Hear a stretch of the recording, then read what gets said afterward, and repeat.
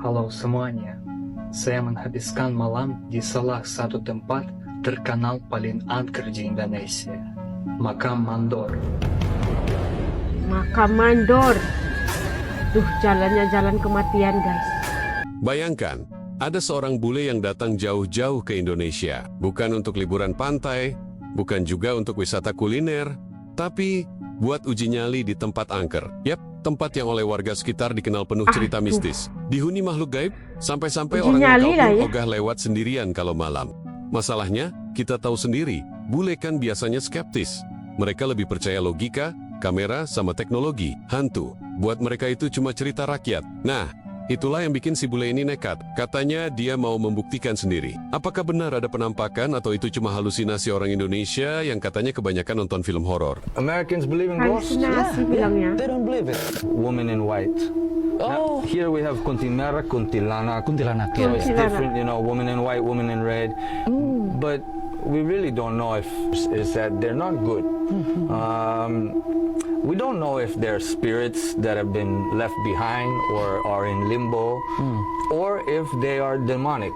They don't do any gimmicks. They don't do any setting. They do everything scientific. Yeah, And what I mean by that is, let me show you, okay? Yeah, yeah. So what I brought with me scientific. is called an EMF reader.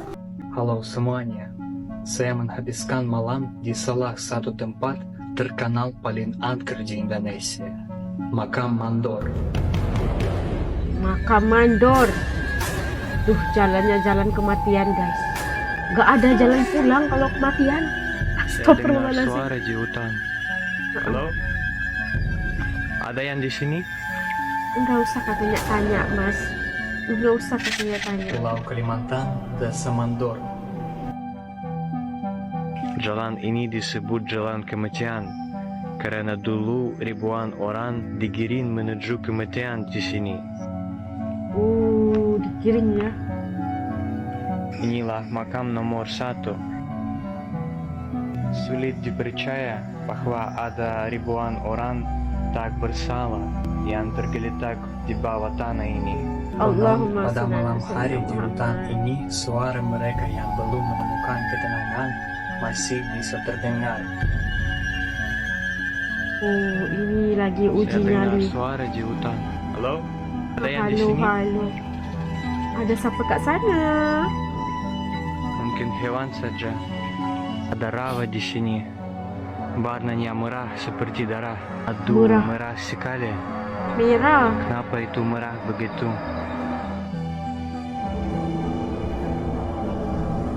Saya dengar suara lagi. Suara Sepertinya apa? ada sesuatu di atap. Coba ngomong, suara apa? Kayak gimana bunyinya? Ini kucing? Ini suara orang atau apa? Ini makam nomor 7. Aduh.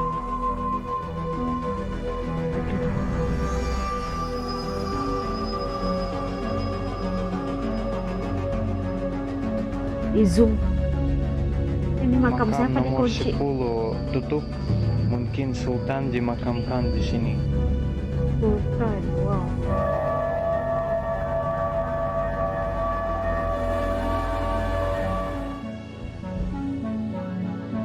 Udah. Makam Mandor memang tempat yang menyeramkan dengan sejarah kelam. Malam di sini bisa terasa seperti neraka bagi orang yang mudah terpengaruh dan lemah hati. Sejarah mengerikan tempat ini menciptakan suasana yang menakutkan. Suara-suara malam membuat jantung berdetak lebih cepat, dan imajinasi mulai membentuk gambaran yang menyeramkan. Pertanyaan utama adalah, apakah ada sesuatu yang supranatural di makam Mandor? Hantu, kejadian yang tak bisa dijelaskan? Malam ini ada banyak suara yang mengerikan, tapi bisakah kita menyebutnya sebagai sesuatu yang paranormal? Kuburan ini dikelilingi oleh hutan dan rawa. Banyak hewan liar yang hidup di sini. Saya yakin semua suara itu berasal dari alam. Mungkin para roh memang tidak ingin menampakkan diri, atau mungkin semua legenda ini hanyalah permainan ketakutan. Guys, takut banget, sumpah. Lagi blackout. Gelap semua, Blackout pula. guys. Ada hantu gak sih? Ya nggak tahu. Bismillahirrahmanirrahim. Aku gak mau terkena hantu, anjay.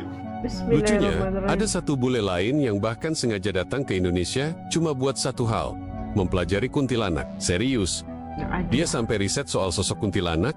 Orang lokal aja banyak yang kabur kalau dengar suara ketawa kuntilanak di tengah malam. Tapi ini bule malah penasaran. Kenapa akhirnya tertarik meneliti tentang kuntilanak? Karena saya kira kita bisa belajar banyak tentang kita sendiri dan tentang masyarakat pada umumnya kalau kita melihat kuntilanak. Karena kuntilanak itu seperti banyak hantu, dia menduduki atau memiliki posisi yang menurut saya sangat menarik, yaitu posisi yang baik menjadi bagian dari masyarakat. Kan dia di mana-mana, dia muncul tiba-tiba, semua orang tahu tentang dia. Di sisi lain dia juga selalu harus diusir, ya. Karena orang takut, maka dia harus diusir, ya. Dan memang seperti Mas dia bilang, ya, berdoa atau suara azan, ya, atau dulu meriam lampu cahaya listrik, ya, menjadi alat untuk mengusir dia. Tapi dia kembali dan memang dia menghantui masyarakat.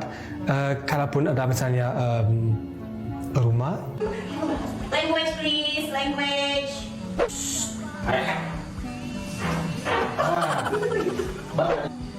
Ngomong sama siapa sama lu? Sama lu ngomong. Lagi ngapain sih lu? Bumbu yang di belakang, bantuin masak. Ambil aja. Suka gitu. Sok hilapnya. Nah, ini lah solusinya. Apanya? Sini. Ini mau mana? Udah masak dulu. Lihat ya. Udah cocok jadi ibu dari anak gua lah. Anak gua berapa ya? Lagi masak-masak. Pada rumah nggak takut apa enggak? Suara dulu ya. Yang mana itu konsepnya? Kita masak dalam ketegangan ini terus bentar. Gerak. Aku mau minum dulu bentar. Kalau polikarbonat yang mengandung BPA itu.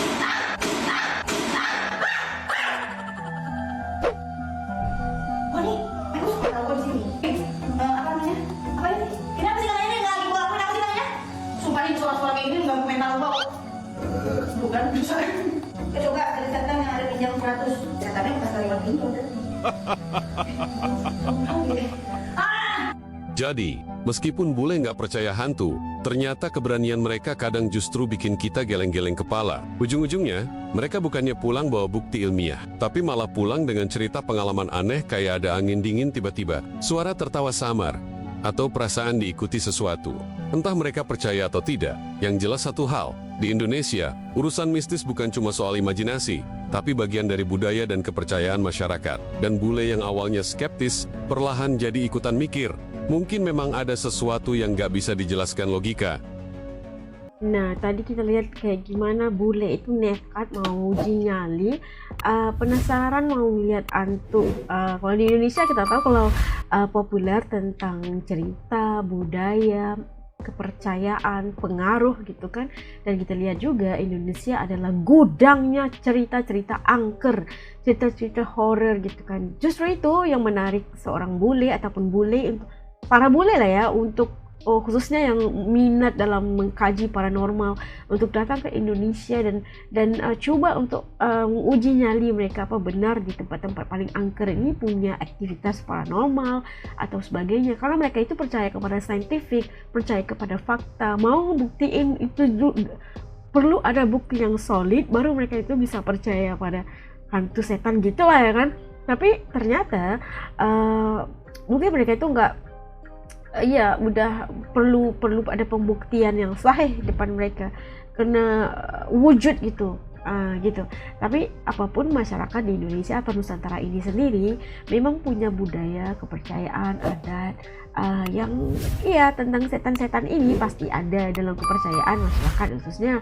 Dan itu apabila mereka datang ke Indonesia untuk menyaksikan sendiri, ternyata mereka juga menyatakan mungkin tidak ketemu, atau mungkin akhirnya mereka jadi menerima kepercayaan orang-orang asal yang di Nusantara ini, Indonesia, tentang kepercayaan dan juga cerita-cerita masyarakat setempat. Dan jadinya mereka itu secara tidak langsung coba untuk mempercayai. Dan mungkin mereka itu harus skeptikal, mereka itu percayanya harus ada teorinya, ada pemahamannya, harus ada penerangannya gitu, pembuktiannya itu.